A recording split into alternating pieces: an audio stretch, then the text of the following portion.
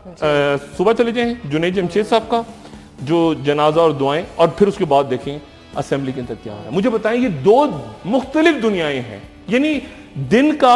और शाम का आपस में कोई कनेक्शन है? ये जब बैठे होंगे इनके सामने टीवी चैनल चल रहे होंगे ना, उस पर अल्लाह का रसूल का नाम आ रहा है, लोग दुआएं कर रहे हैं, लोग रो रहे हैं, और ये वहां क्या लिख रहे होंगे बैठ के कि शाम को तूने कितनी गालियां देनी है, मैंने कितनी गालियां देनी है। इनको कोई खुदा का खौफ है इनको?